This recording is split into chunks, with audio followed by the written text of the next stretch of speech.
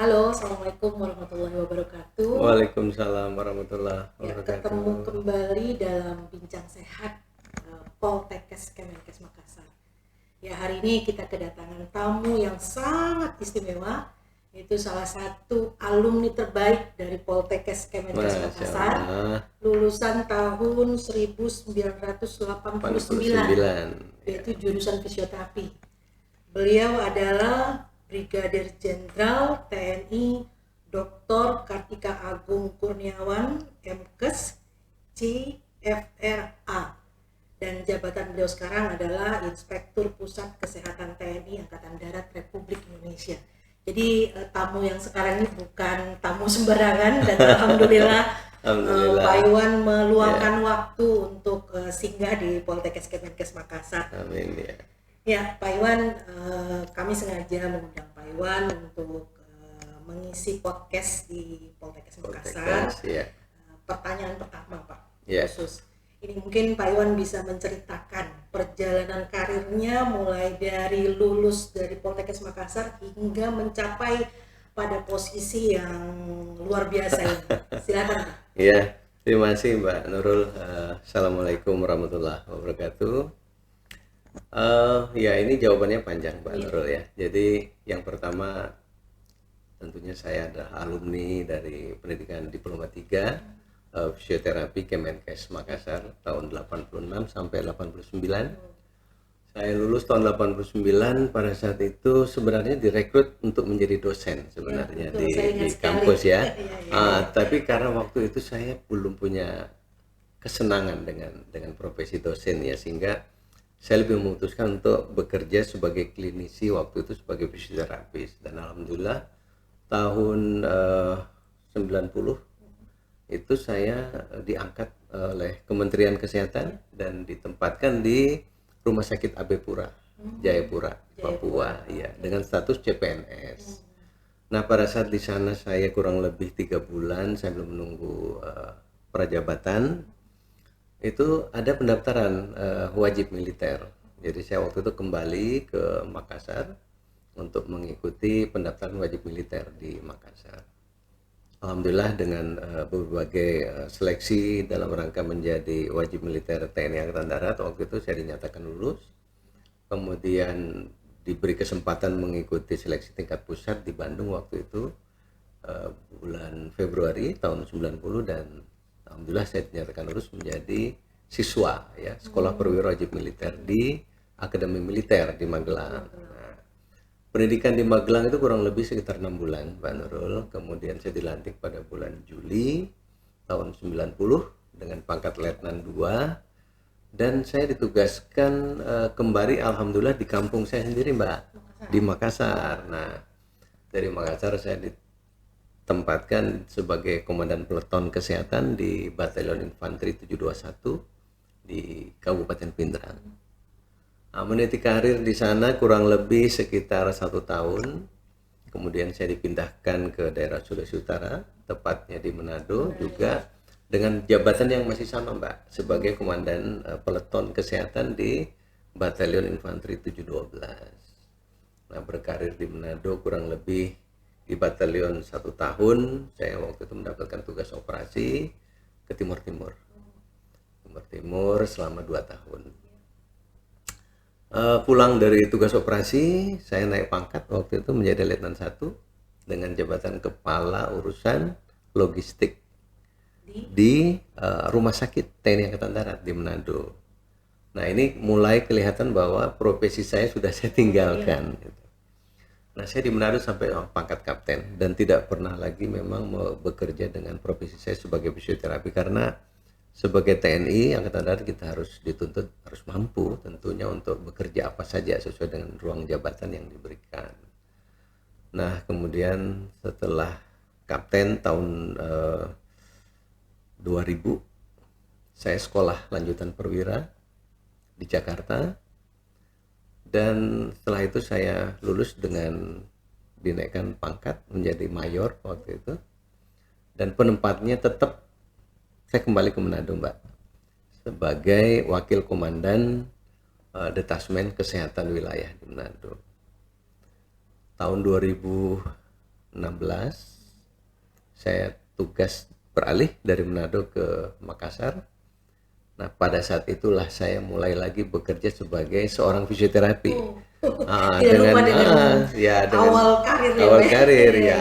Jadi saya masuk lagi di Departemen Rehabilitasi Medik di Poliklinik Tahun Fisioterapi. berapa tadi, Pak? Itu tahun 2016. Wow. Nah, maaf, sorry, 2007 saya pindah ya dari Manado ke Makassar. Terpaksa saya harus belajar lagi, belajar sama teman, belajar sama adik-adik tingkat yang ada di poliklinik karena pasien-pasien ada senior saya, ada junior yang juga harus saya Jadi tidak berikan lupa pelayanan. dengan Jadi untuk tidak lupa. pelayanan. Nah, Benar. kemudian ya saya juga mengikuti kegiatan-kegiatan temu ilmiah dan lain-lain gitu ya, membaca lewat media sosial dan lain-lain. Nah, saya di Makassar itu selama kurang lebih 5 tahun. Kemudian saya dipindahkan Mbak ke Jakarta. Nah, di Jakarta ini tantangannya lain lagi karena saya tidak bekerja lagi sebagai fisioterapi. Dan saya akhirnya harus bekerja sebagai auditor di sana. Karena saya ditempatkan dalam jabatan sebagai pemeriksa, sebagai auditor. Jadi saya disekolahkan di sana auditor, mulai dari auditor pertama, auditor muda, auditor madya, auditor investigasi, auditor forensik terakhir. Nah, di situ saya mencoba diberikan pengalaman baru ya di dunia pekerjaan dengan pangkat letnan kolonel waktu itu Mbak Nurul. Nah, sebagai inspektur madya waktu itu saya melaksanakan tugas saya selama kurang lebih 1 tahun 8 bulan. Kemudian saya dipindahkan menjadi kepala lembaga peralatan kesehatan. Jadi kita itu di Jakarta punya pabrik alat kesehatan untuk memenuhi kebutuhan alkes rumah sakit angkatan darat. Nah, seluruh Indonesia. Ya, nah saya di situ sebagai kepala dan pangkatnya alhamdulillah dinaikkan menjadi kolonel. Itu tahun 2020. Tahun 2020 bulan Maret saya digeser lagi, kembali lagi ke habitat saya sebagai auditor. Kembali menjadi auditor dengan pangkat sebagai inspektur utama. Tapi masih kolonel Mbak Nurul waktu itu. Nah, saya melaksanakan tugas sebagai inspektur utama juga kurang lebih 1,5 tahun. Baru saya dipindah menjadi kepala subdit, kepala subdirektorat material kesehatan TNI Angkatan Darat. Dengan pangkat yang sama juga masih kolonel. Ya. Dan alhamdulillah dengan masa jabatan 3 bulan, di jabatan itu saya dipromosikan untuk mendapatkan jabatan bintang 1 dan kembali lagi ke habitat saya sebagai auditor itu. Berarti memang lebih tajamnya jadi auditor gitu. Nah, akhirnya saya diberikan jabatan sebagai inspektur pusat kesehatan angkatan darat, dan alhamdulillah setelah skep jabatan saya itu keluar 2 minggu kemudian setelah itu saya dinaikkan pangkat menjadi brigadir jenderal. Sampai saat ini Mbak, saya sudah menjabat di inspektorat itu kurang lebih udah 11 bulan. Sesuatu yang sangat-sangat luar biasa untuk level mungkin di tingkat awalnya dari 3 betul. mencapai ke brigadir jenderal. Nah, Ini alhamdulillah. Pak Iwan, artinya kan dengan peluang dan apa yang sudah dijalani Pak Iwan, paling tidak ini menjadi pembuka motivasi untuk adik-adik kami. Nah, kalau di Poltekkes Makassar ini kan ada 8 jurusan, 8 jurusan, dan khusus fisioterapi karena Pak Iwan dari fisioterapi, tentu ini menjadi contoh yang baik untuk bisa diikuti. Artinya memang dari awal itu hanya D3, tapi ternyata dalam waktu yang relatif, saya bilang relatif singkat juga, kalau dari awal kita bergerak di D3 itu tahun 1989, kemudian bisa masuk ke bidang militer hingga sekarang menduduki sesuatu yang luar biasa. Nah, untuk adik-adik kita nanti kira-kira triknya seperti apa Pak Iwan? Mudah-mudahan mereka juga bisa mengikuti karir seperti Pak Iwan. Terima kasih Mbak Nurul. Juga ini buat adik-adik saya ke depan ya. Karena kita ini generasi yang sudah sebentar lagi juga punah gitu ya. Wah, sudah mulai Ah. Jadi gini Mbak, TNI ya dalam hal ini Angkatan Darat, Laut, Udara maupun kepolisian sesungguhnya itu membuka peluang menjadi TNI, menjadi perwira TNI dari sumber sarjana. Jadi menjadi TNI itu ada dari sumber sarjana dan non sarjana gitu ya. Nah kebetulan karena saya dari sumber sarjana, eh, di TNI itu membuka dari semua disiplin ilmu kesarjanaan yang dibutuhkan gitu. Jadi ada ilmu kesehatan, ada dokter, ada farmasi, ada fisioterapi, ada gizi, ada kesehatan lingkungan, ada bidan, ada perawat gitu ya. Itu untuk ilmu kesehatan, semua iya. bidang kesehatan. Ya, nah ilmu-ilmu non kesehatan yang lain juga ada arsitek, ada teknik gitu ya, ada teknik informatika, teknik mesin, teknik kapal, ada hukum, ada sospol dan lain sebagainya. Itu semua TNI membuka itu. Nah, bagi teman-teman atau bagi adik-adik mungkin perlu dimotivasi nanti bahwa kegiatan rekrutmen itu ada di website maupun di link TNI itu ada di rekrutmen, nanti bisa dibuka ya. Itu ada pendaftaran perwira TNI yang bersumber dari perwira karir sarjana ya, itu setahun 2 kali Mbak. Itu ada di bulan Maret dan ada di bulan Oktober setiap tahun berjalan. Setiap tahun pasti dibuka. Nah, di situ kita bisa melihat persyaratannya apa, kapan pendaftarannya, tesnya apa saja, alokasi yang mau diterima itu berapa, kita bisa melihat situ. Sehingga kita juga bisa memilih mau ke angkatan mana, itu juga ada di situ. Sesuai dengan kita ya. Betul. Nah, sekarang bagaimana kita menyiapkan diri? Nah, tentunya semuanya kan tidak bisa dengan membalik telapak tangan gitu ya. Harus disiapkan. Jadi menjadi TNI itu kan ada beberapa tes yang harus kita lewatin ya. Samping administrasi, ada tes kesehatan, ada tes keselamatan jasmani, ada tes mental ideologi, ada tes kesehatan jiwa, ada tes psikologi. Nah, kita harus menyiapkan nih semuanya nih. Nah, gimana kalau saya dulu Mbak? Karena memang niat mau jadi tentara ya saya untuk membina fisik saya harus rajin olahraga. Kalau di daerah itu ada tempat bimbingan olahraga kita ikut gitu supaya kita bisa mengukur kemampuan fisik kita untuk lari berapa, untuk pull up, untuk sit up itu berapa, untuk renang itu berapa. Hingga kita punya keyakinan gitu. Nah, untuk kesehatan misalnya ya kita coba medical check up, kita lihat kurangnya apa. Oh, misalnya giginya ada yang harus dicabut dulu gitu kan. Nah, kalau soal pemeriksaan wawancara mental ideologi misalnya, ya itu saya kira tidak ada tempat kursusnya, tetapi kita bisa belajar karena arahnya itu adalah ke ilmu-ilmu yang sifatnya tentang ketatanegaraan, tentang politik gitu kan, hukum. Nah itu ya bisa lah, itu enggak perlu kita ini. Nah yang terpenting adalah juga tes psikologi, psikotes ya. Jadi psikotes itu tes yang dibutuhkan untuk melihat kita minat sih atau bakat nggak kita jadi TNI gitu kan. Kita kemampuan daya tahan tubuh kita terhadap tekanan itu seberapa besar. Nah itu lewat itu, termasuk intelektual gitu ya. Nah memang ini tidak bisa dipelajarin, tetapi seyogyanya menurut saya kita harus minimal pernah melihat baterai tesnya itu seperti apa sih. Karena memang tidak boleh dipelajari, karena kalau kita mau pelajari kan nanti jiwa samping terlalu luas, nanti kita belajar jiwanya orang gitu kan. Nah gambarnya harusnya seperti ini menurut dia, kita ngikut segitu kan. Nah gitu, jadi nanti kita menjadi orang lain gitu kan. Nah setelah itu nanti kita daftar, kita tes, kita lulus di tingkat daerah, nanti akan dipanggil ke tingkat pusat untuk seleksi tingkat pusat.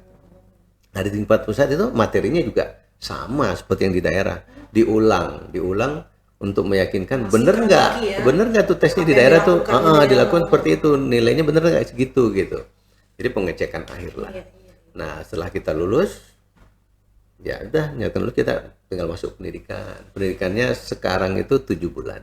7 bulan. 6 bulan ya? Dulu pertama 4 bulan, kemudian 6 bulan, sekarang 7 bulan. Nah, itu di Akademi Militer di Magelang. Nah itu Angkatan Darat, Laut, Udara semua terkumpul jadi satu. Setelah lulus baru nanti dipisahkan ke matranya masing-masing. Angkatan Udara di Jakarta, Angkatan Lautnya ke Surabaya, Angkatan Daratnya di kecabangannya masing-masing. Bisa di Bandung, bisa di Jakarta, bisa di Malang, sesuai dengan kecabangan kesenjataan dari perwira itu gitu Mbak. luar biasa ini Pak. Iya. Nah, sedikit saya tambahkan bagi adik-adik mungkin ya, bahwa ya tentara atau menjadi tentara juga adalah kehidupan yang mengasyikkan, pekerjaan yang menyenangkan. Nah, apabila kita tentunya mencintai profesi itu. Tapi saya kira begitu kita memutuskan mengikuti, memilih jalan hidup itu, kita pasti akan suka ya. Dan peluang karirnya juga sudah hampir sama dengan perwira-perwira lulusan akademi, baik akademi militer, laut maupun udara ya. Seperti contohnya di tempat saya, jabatan tertinggi di kecabangan saya kesehatan itu sampai letnan jenderal, sampai bintang 3 loh. Nah, ini kan tinggal 1 bintang saja sebenarnya sama dengan kepala staf angkatan ya. Tapi ya memang kita diformatkan itu ya hanya sampai bintang 3 saja. Nah, artinya bahwa peluang untuk berkarir di TNI lewat profesi keilmuan kita itu terbuka luas ya. Dan kita juga harus siap bekerja di profesi kita dan mungkin agak keluar sedikit seperti cerita saya tadi di awal gitu ya. Nah, itu. Tapi saya kira begitu kita mencintai, kita bisa melaksanakan tugas dengan baik, saya kira. Gitu, Mbak. Nampaknya ini memang menjadi peluang yang bagus untuk adik-adik kita. Dan tadi sudah diinfokan oleh Pak Iwan bahwa nanti bulan Maret ya. Maret, ini Mbak. kan baru bulan Desember, Bulan menjelang Desember, Januari. ya, 3 berarti masih bulan ada lagi. waktu untuk mempersiapkan diri. Iya, betul. Jadi bulan Maret dan bulan Oktober itu ada pembukaan ya Pak Betul. ya. Untuk rekrutmen tenaga TNI TNI dari ya. bidang kesehatan. Dari bidang kesehatan dan non kesehatan. Oh, kesehatan Iya. dan non kesehatan. Ya, tapi yang kemungkinan yang bulan Maret khusus untuk kesehatan toh. Wah, Ini lebih luar biasa. Yang tadinya digabung, Iya. sekarang dipisah. Dipisahkan. Kesehatan itu diberi kesempatan khusus karena memang butuhnya banyak. Butuhnya banyak dan yang minat mohon maaf agak kurang banyak. Mungkin tidak minatnya karena tidak begitu mengetahui ya. Belum tersosialisasi. Bagaimana kehidupan di TNI ya, lihatnya begini, lihat begitu. Tapi kalau dari segi ya rezeki ya saya pikir sama aja ya. Bagaimana kita Itu sudah mensyukuri diatur dan sudah ya. diatur ya. Tapi menyenangkan kok. Ya mungkin yang terakhir Pak Iwan, Iya. mungkin ada kata-kata motivasi nih untuk Oke. adik-adik kita supaya bisa berminat seperti yang Oke. disampaikan tadi. Ya. Yang pertama tentunya adik-adik harus punya mimpi. Ya. Tanpa mimpi saya kira sulit kita menggapai sesuatu yang kita Bermimpi inginkan. setinggi-tingginya Mimpi ya. setingginya, sebesar-besarnya ya. Kemudian yang kedua, begitu kita sudah punya mimpi, kita harus punya kiat-kiat untuk menyiapkan, menggapai mimpi itu tentunya ya. Seperti saya katakan tadi, kalau kita mau jadi tentara ya kita harus berolahraga, kita harus tidak merokok misalnya ya, kita tidak boleh minum minuman, kita harus menjaga kesehatan gitu ya. Kemudian yang ketiga adalah punya keyakinan bahwa mimpi itu bisa kita capai. Karena itu motivasi luar biasa buat kita ya. Tanpa kita punya keyakinan untuk menggapai itu, ya saya kira kita berada pada, kalau saya ibaratkan apa ya, grade nilai 1 sampai 10 mungkin dia pada grade 5 saja mungkin ya. Karena tidak punya keyakinan dia. Lulus syukur, nggak lulus ya sudah gitu ya. Nah, kemudian yang berikut jangan lupa berdoa. Itu harus pasti utama itu ya. ya. Harus berdoa karena semuanya Allah yang menakdirkan gitu ya. Itu yang penting. Saya kira mungkin Dan itu ditambah apa itu? dengan restu dari Oh iya, restu dari orang tua itu yang penting. iya. Ya, itu yang paling penting juga. Biasa. Ya, jadi teman-teman semua, khususnya adik-adik yang baru lulus karena Desember kemarin Pak, kami barusan Oh, iya. mau wisuda untuk yang ketiga kalinya di Ketiga tahun kalinya. 2023. Begitu juga dengan para alumni-alumni yang Iya. memang berminat untuk masuk ke TNI, peluangnya masih ada dan kita lihat contohnya. Dan ini contoh baru satu, sebetulnya banyak alumni yang iya. lain, tapi dari sekian banyak alumni nampaknya Pak Iwan ini yang mencapai karir yang Rising luar biasa. star. Iya, rising star-nya sampai kepada brigadir jenderal. Ini tidak gampang ini untuk masuk, apalagi tuh awalnya hanya dari Diploma wajib 3 militer aja, ya. dari diploma 3. Ya, mungkin itu adik-adik dan teman-teman podcast Poltekkes Kemenkes Makassar. Mudah-mudahan bincang kami bersama Bapak Brigadir Jenderal TNI Dr. Kartika Agung Kurniawan, Magister Kesehatan CFRA, Inspektur Pusat Kesehatan TNI Angkatan Darat Republik Indonesia, bisa memberikan sesuatu yang bisa dilaksanakan oleh adik-adik. Sekian kami ucapkan terima kasih Pak. Makasih Mbak Nurul. Mudah-mudahan ke depan Bapak juga bisa memberikan peluang-peluang untuk pengembangan. Amin, insya Allah. Ya, saya kira cukup. Wabillahi taufiq wal hidayah. Wassalamualaikum warahmatullahi wabarakatuh. Waalaikumsalam warahmatullahi wabarakatuh.